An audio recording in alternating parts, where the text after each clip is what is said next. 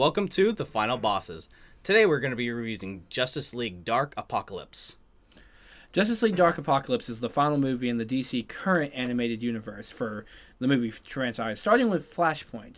Now, I know this series has been divisive up to this point, but I think this movie hasn't been given a fair shake, honestly, by reviewers and by fans. Yeah, I really enjoyed the movie particularly. I know people have been a little offset because the series has been up and down with the movies. They've had some fantastic movies. Like Flashpoint, they did a better version than the live-action Suicide Squad. They did a much better live version than the live-action Suicide Squad, yes. And some of the Batman movies have been some of the best of Batman's time in animated.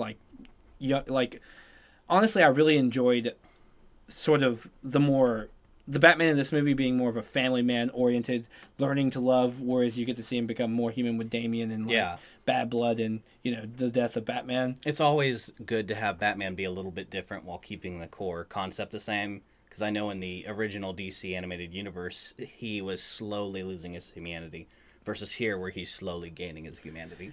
That being said, I did have some issues with the Star of the Universe. The Flashpoint was a great movie. Mm-hmm. I do hate that they were trying to kind of force feed us Damian Wayne, which I felt like they were doing for a very long time, unfortunately. Damian being a divisive character for me. He's not my favorite Robin. Obviously, my favorite Robin is Dick Grayson.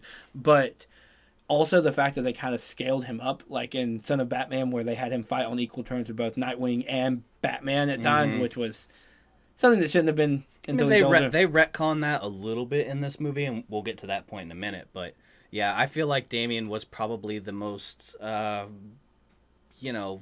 universally divisive characters, because a lot of people did love him, but there were so many people who just didn't like his attitude and the way he interacted with the Bat family. Damian's a bit of a harder character because he sort of relates a lot to Jason Todd, another Robin, and a lot of people say that he's sort of just copying Jason at most of his movies and books. Mm-hmm. And the fact of the matter is, this is a movie series, and they didn't have time to have Damian grow with the buddy-buddy relationship of him and Dick, which was what's made Damian likable in the comics when Dick was Batman for a long period of time. Of course, we did get to see Dick as Batman in Bad Blood, but it was sort of fast over like a 2-week period, 3-week period, something like that. I think outside of this movie, Damian actually gets to shine the most in the Teen Titan movies. Yes. Especially because they've set up a relationship with him and Raven.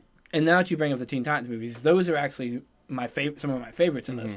You get a nice, good shot of the sort of core of the Titans with Raven, and you see Beast Boy from the 2002 series, sort of, and then you get the feel of, you get the Terra story, which was told a lot more true to the comics in this story than in the original. And they got to make it a little more adult, instead of like the TV shows or the cartoons can do. The Terra story that you see in the actual Teen Titans Judas Contract movie is actually way closer to the comics than any of the original Teen Titans adaptations of it. Unfortunately, like as much as people love the 2002 series, this one was much closer. Not that we're saying the 2002 series is bad, but this is just closer to the comics. And a lot of people really like that, myself included, when they stay closer to the source material. Same. Judas Contract is meant to be a tragic story.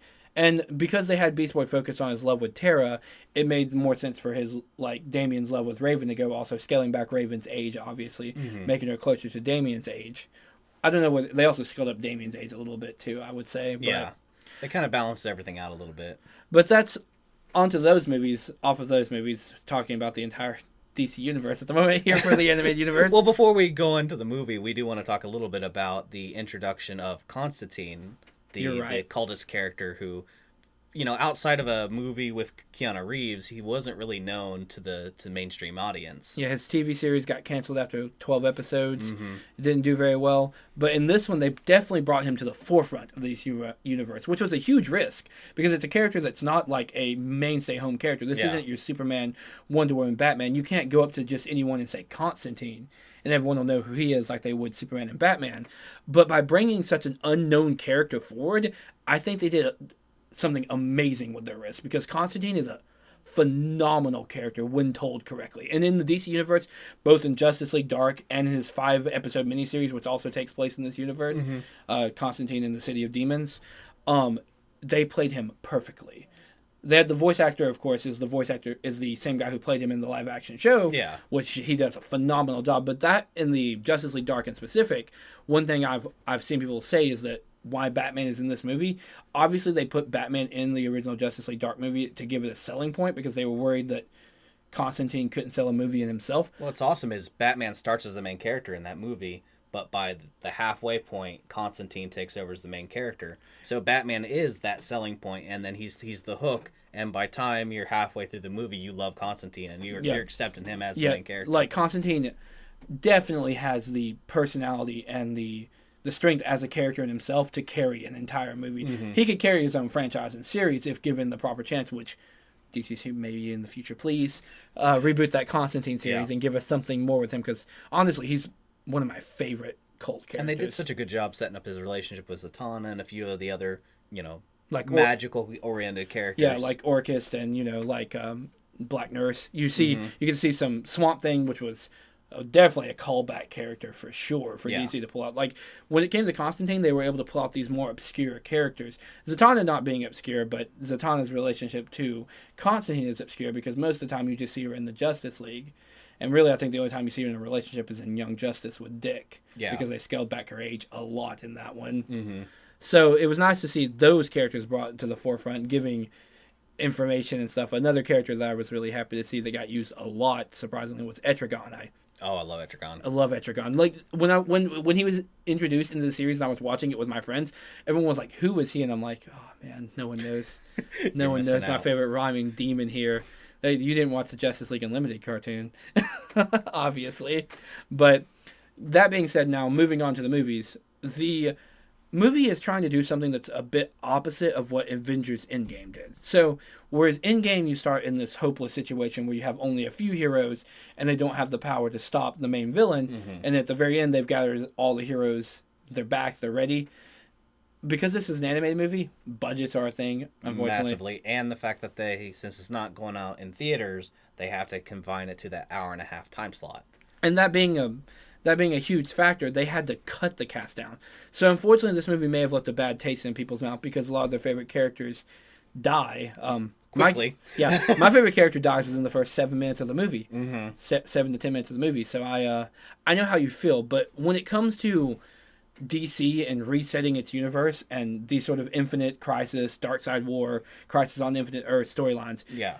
If you're a DC fan, you expect it. Now, if you're new to the animated universe, you've never seen one of these before because this is the first time DC has ever done one of these. Flashpoint kind of does it a little bit. But Flashpoint is the start of this universe. It's also the start of it. It's supposed to be the end of the DC animated universe, but they also had so many movies in that universe that weren't in that universe that you never knew what was in it and not, and Flashpoint kind of just said, okay, we're starting from scratch and here is the start of this new universe. So Flashpoint kind of did it, but it just took like 7 different universes and combined them into one. And this is your first time getting to see one of these universes end, and I will tell you, in most cases it is not a pretty end for a lot of your favorite characters. No, usually not. You see a bunch of characters die, and of course they don't have time to give you the heavy feeling of their deaths in a lot of these characters, like with the Bat family seeing Batwoman, Batgirl. Yeah, Batgirl and Batwoman. I was like, oh, hey, there they are. I know. You saw Batwing for a minute. Go. Yeah, there they go. Now, they did try to tie in a little bit of Damian's relationship to Dick by having him use the Lazarus Pit on him, which is because Damian is closer to Dick than even his own father. Yeah, I mean, the fact that he said he was my brother, so he had no choice, was very heartwarming and actually showed that they had some thought to what Damian would grow throughout all these New 52 movies. Now, I do think this movie did a great job of giving us sort of a little foreshadowing twist. Now, those of us who really know Zatanna probably figured this out within the first. It wasn't super what a twist, but yeah, I realized that she was saying run away backwards because all of Zatanna's spells are casted by her speaking in reverse. But that was a great plot point to use on.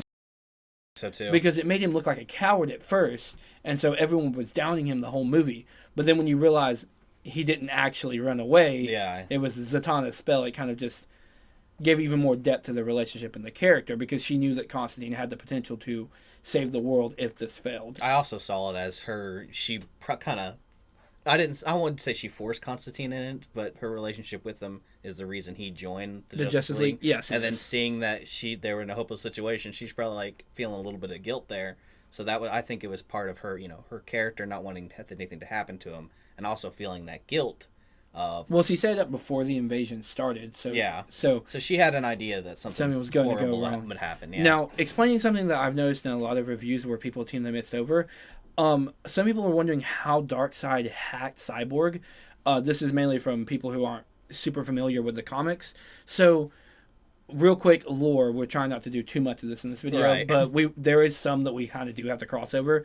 So, in the New Gods, which you have Apocalypse and you have the other New Gods, there are these things called the Mother Box and the Father Box, and their technology are very similar. The Father Box is just a mother box that was reprogrammed by Darkseid to use for evil. Cyborg contains that technology of that Father Box, so the whole time that the Justice League has been planning things, doing things, well, Darkseid's been watching the whole time. Yeah, I know there's stories where Cyborg can overpower the Father Box.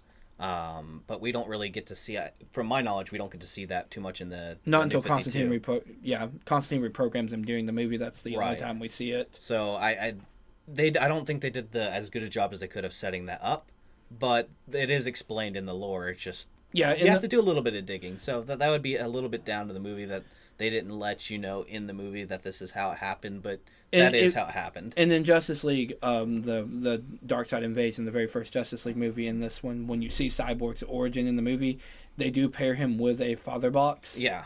So it is shown, but they just didn't go into enough detail about it, which is unfortunate. But again, it's a movie. There's a runtime. Mm-hmm. There's only so much lore you can put in, and there's a vast amount of lore in the DC universe. This book is just some of that lore. So, yeah. But that being said, the movie pacing is where some people seem to have a huge problem with. I don't think the movie's actually fast-paced. I think the beginning of the story has to happen quickly. The invasion was doomed to fail from the start because the Justice League is not an army. They're not soldiers. They don't go in with the intent to kill. They have police officers in the Green Lanterns. Superman's, not a killer. Batman is against killing. This plan was kind of a sort of a doomed to fail from the start plan. Yeah. So in the moment the Justice League was wiped out, there's nothing stopping Darkseid from just overrunning the Earth. There's just no direct organized force besides the Justice League that could keep Darkseid from invading. That's why Darkseid had them come to Apocalypse. That's like even Amanda Waller's secret or government organization can only do so much. Yeah, even the Suicide Squad only has so much ability. The Teen Titans aren't made of powerhouses. They're made of kids still trying to control their powers. Yes, there are strong members within the Titans, but Raven was struggling to control her powers. Coriander was settling down with Dick in the previous Titans movies, so she wasn't battling every day. And she also was with the Justice League because she died on Apocalypse, and she was not with the Titans when they were attacked. Yeah. Which I don't think that would have made much of a difference, but maybe more characters would have gotten away if she was there, since she's the strongest member, By far, physically, yes. Mm-hmm. But at the same time, she still would have probably had the same exact fate happen to her. But do you feel like there was anything wrong with the pacing? Do you feel like the movie paced too fast? I think a lot of people did want to see more death and destruction. There's that want in us to see, things be big destroyed. Big flashy deaths. Yeah, big flashy deaths. So I think a lot of people wanted to see that beginning a little bit more, a little longer. But again, constraining with the hour-and-a-half movie and how much animation budget is, I think the pacing is what they did. I don't think they could have done any better with their budget. Now let's skip up to the meat and potatoes of the story. Dealing with before the in-game fight, we have Superman with no powers, partnered up with Raven, who obviously doesn't want to give up hope, but she's struggling to fight Trigon. It's literally killing her. You have Damian in an unknown location, and them going to find, Constantine, because he's the only one who could do a locator spell left on Earth. Mm-hmm.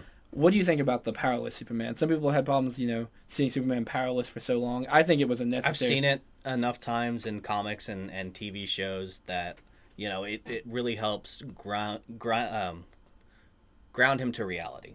Because he's such a god character that when you take away his powers, if it helps him become more of a human character and more relatable, I think, to people. I 100% agree with you on that. And having him on the ground, having to fight and use his wit is something we barely ever see Superman do. So seeing him have to be like Batman is kind of a nice little nod to the rivalry that they've had for years in the comics.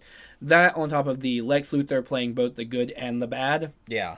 And getting to see a more, aggressive Lois Lane is always nice because, she's a character that gets overlooked a lot, but she is the wife of Superman. Yeah. She's been kidnapped and escaped and gone undercover multiple times in the series. So seeing her kind of get like a sort of a bad, ass kind of role is really, really nice. There's also the Suicide Squad, which is really cool to see them, Harley, King Shark, Bane, all together. King Shark is a shark. King Shark is definitely a shark. Had a relationship with Constantine. As a shark? As a shark. Nice to know. Yeah. Constantine doesn't discriminate. But that's also, in Constantine's lore, Constantine is actually bisexual, so... he's been that way since his original comics. I think he was actually the first bisexual DC character openly. Oh, I didn't actually know that. Yep. Fun fact, in the original Swamp Thing comics, you learn that about Constantine. But that being said, the movie escalates after the point of introducing your cast. You have the Suicide Squad. You have Damian after they find him at Ra's al Ghul's compound, which is the League of Assassins, correct? Mm-hmm. They found it somewhere, I think, in China or India, yeah. Yeah, and then you have him and Lady Shiva. You have the Suicide Squad, which mainly consists of Harley Quinn, Captain Boomerang, King Shark, and Bane. Mm-hmm. Really the important characters there. And then Mantis was there as well. Oh, yes, you're right. And then you have Lex Luthor, and then you have, is it Lois Lane, right? Yeah, Lois. So you get this one team together, and then they split into two teams, and I think that's where the movie really accelerates. Yeah. You get this introduction of where these characters are at this point, where the world is at this point, and then they're like, all right, now it's time to get together and get all these casts back together, and we're going to go on this mission that's going to be covert, and hopefully we can blow up Apocalypse. Yeah, and so this covert mission obviously was a suicide mission from the start. It was even Harley announced that we're going to earn our namesake during this mission because obviously they knew that they were not getting back out of this alive. The ones that stayed behind on the teleporter were doomed to die. And the superheroes that survived the initial encounter, who was still alive, who attacked the drills or the whatever extracts the magna from the earth and teleports it, those knew they were going to die too. It was everybody was going in knowing that this is probably going to be their last mission. Everyone except for Swamp Thing, because Constantine goaded him in. Right. Which I loved. Swamp Thing is so I don't care, but then Constantine's don't hurt the green. Hey, the green's about to die, my friend. Yep, don't hurt the green. But so once the mission begins and they get through, my one disappointment is there were some characters who could have died in more awesome ways, like Lady Shiva and Lady Shiva's death was disappointing. I think his death was pretty lame, knowing who Bane is as a character. It would have been kind of nice to see Lady Shiva back and dying with everyone at the tables fighting to the end. That would have been kind of cool. But again, I get it. Animation, saving on her fighting style is expensive. She's flippy and using swords all the time. So I get it. Then we get to the big sort of point of the movie where they are on Apocalypse. They are heading to Darkseid's lair, and they are attacked by what is corrupted parademon mixed with Darkseid tech versions of some of the surviving League members, or League members that were brought back to life from that tech. That would be it was Wonder Woman, Martian Manhunter, Starfire, and Hawkman, right? Yeah, and Aquaman's wife. Marina. I think that's... I could be wrong. I think it's Marina. And so you have to see them fight their teams. Of course, this is also when some more characters die. You lose Etrigan. You regain Wonder Woman. She ends up doing the Wonder Woman thing, showing how awesome she is, fighting all the Leaguers by herself. While everybody else can run in. Yeah, just the typical Wonder Woman sacrifice. I am a pillar of this team storyline, which obviously Wonder Woman always is in these stories. And this is the same time as... Darkseid going to is it Awa? Aura, yeah. Where he destroys the Green Lanterns. If you're a big fan of the Green Lanterns, you see a lot of really cool characters die. John Stewart being one of the most heart-wrenching ones. Oh yeah, I'm a Justice League and Justice League Unlimited guy, so seeing John Stewart just crawling towards it, I knew he was gonna die, but there's that part of me that hearing was the chant, just do it, just do it, one more time, and then it didn't happen. But so. Obviously, at this point, we know that Batman is sitting in the Mobius chair. For those who don't know, a quick lore, the Mobius chair belongs to one of the new gods, and it's basically an all-seeing, all-knowing chair that will constantly wears on its user, so normally humans can't. So in it, Batman being a special exception, given how much information his brain can process. And the fact that he's so intelligent, he can control the chair to the degree that gods can. That is just a Batman thing. And this isn't the first time Batman has sat in the Mobius chair. It happened in the New 52. It's happened... after the New 52, and I think it happened once in pre-New 52. So yeah, this is a very common DC thing for those who are sort of new to it. But now we're at the final battle. We're in the end game. No pun intended there. But we're in the end game here, and the battle begins. So obviously, you have Superman with no powers. Obviously, Lex's suit is no match for Darkseid. Mm-hmm. So then you start to see the team get a little desperate. You know, Damian gets injured. Trigon gets free. Possesses Superman, which is a cool enough scene in itself. Breaks Constantine's neck, too. Yeah. Constantine was going to let Trigon in, and Trigon's like, yeah, we're not doing that. I'm going with Superman. Yeah. Kills Constantine. Everything's falling apart, but you get to see a possessed Trigon Superman attack Darkseid, which is kind of cool. Mm-hmm. Damian's sacrifice is part of what helps Bruce get out of his the control from the Mobius chair and helps him regain his humanity. And then Raven healing Damian, of course. And then we learn that there's a failsafe to bring Constantine back to life that was set up by Zatanna. Mm-hmm. So Constantine was not at his end yet. Right. Constantine still has to do something incredibly important. But before we go over to that, when Constantine gets out, wakes back up, and relocks Trigon down, I kind of want to go over just a bit of important sort of symbolism. These scenes don't happen exactly simultaneously, but they are close enough together for you to see. Oh, for sure. The beautiful poetic connection. And that would be, you have Superman, who is no longer possessed by Trigon, and has lost Lois Lane, has lost his family, has lost his friends, and has nothing left. You have a Superman that is pushed to the edge. Mm-hmm. He's given up that Boy Scout humanity that he holds on to. And thanks to Trigon, he has gotten his power back, but he's lost that Boy Scout humanity. So he is fighting because he realizes that there is no choice but to kill Darkseid, which is very polar opposite to the Superman that we usually know. Whereas on the other side, you have a Batman who overpowers the Mobius chair. You see the flashback to the boy in the alley, the grieving humanity of Batman, his love for his son coming forward, and it just shows Batman being extremely human, which is not something you regularly see Batman acting like. Yeah. And you see Superman acting like the powerful, destructive god that he could be, which is not something that you usually see Superman being, which was just beautiful fan service. I mean, the most touching moment is him holding the nearly dead Damian and actually tears coming through his cowl because that his humanity is finally on display. And that was great for Damian to see. And DC fans everywhere should really respect that kind of counter moment. Because on the other side, you've got Superman stabbing his fingers in the Darkseid's eye, and he's like, "I am going to end you. This is you're done now. You don't get a second chance." That was fan service enough for me at this point. At that point, I was in this movie, right? But we both kind of knew what was coming, and we were excited to see it. Yeah. So Constantine's back, and a lot of people don't know this, but Constantine's magic is not his most powerful skill. He has what they call a silver devil's tongue.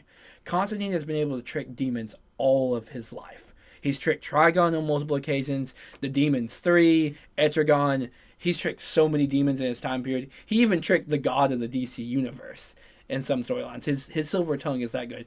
He goats Trigon into a deal, just like always, goading the demon into fighting Darkseid, and then we get to see two of DC's biggest heavy hitters go hand to hand. And I don't know about you, but that was a scene that I was like, move aside, Superman. I need to watch this. Yeah, like just seeing Trigon versus Darkseid it's death battle level. And the fact that Trigon knew he was gonna be kind of warped out of existence, but he was still doing it anyway, and he was having a blast doing it, and basically even thanked Raven for allowing him this chance to beat the smash out of Darkseid. And he also kind of give a little bit of love to his daughter for the very first time. Seeing that's actually the first time I think we've ever seen that real side of Trigon, that caring about Raven. Yeah. And wishing her. And then, of course, Cyborg getting the final line in the end.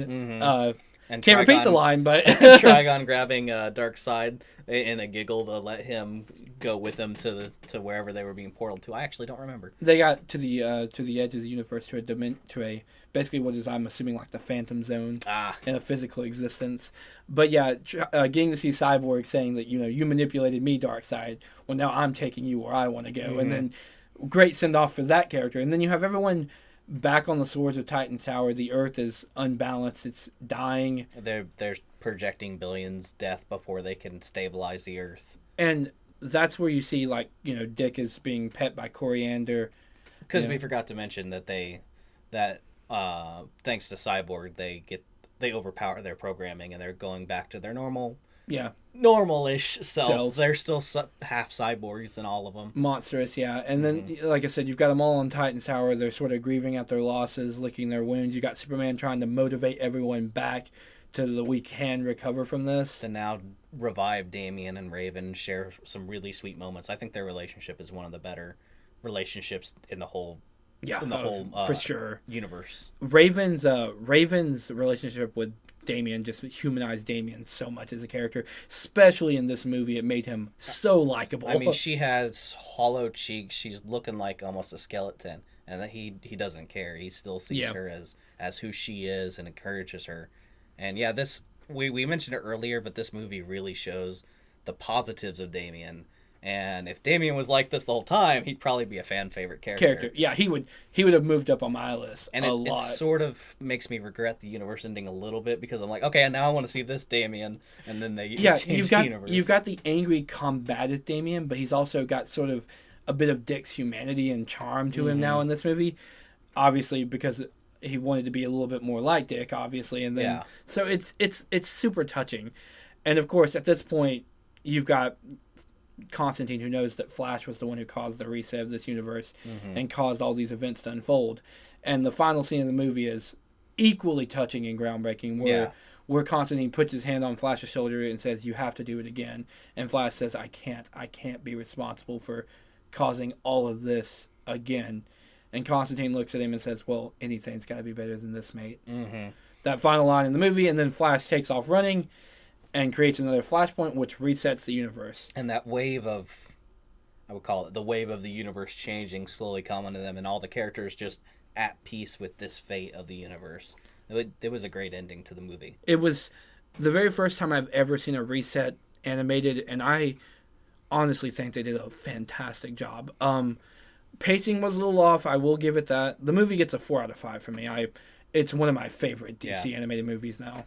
Yeah, it's up there for me. I'm not one to do 4 out of 5s. I'm a 10 guy, so I'd probably give it like a 7.5 or 8 out of 10.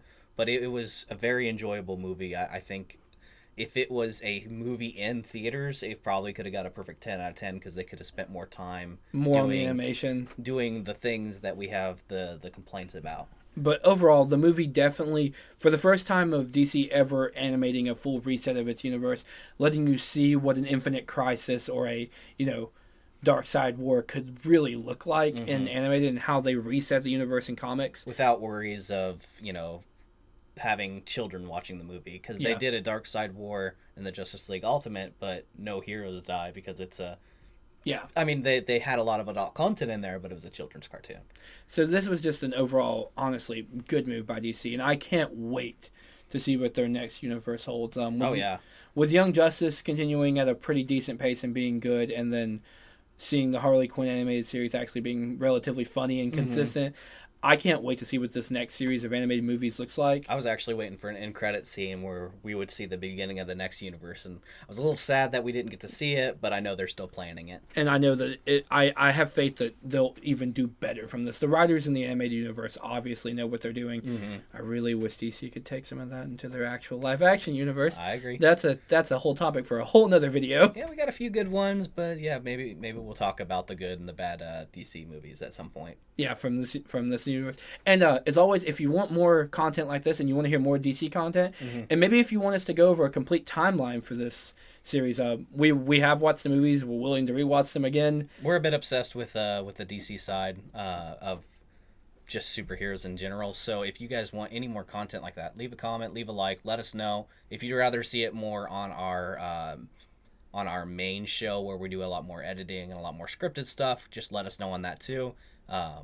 And also let us know how you feel about doing this sort of podcast format every once in a while for videos. And but as always, we have been the Final Bosses.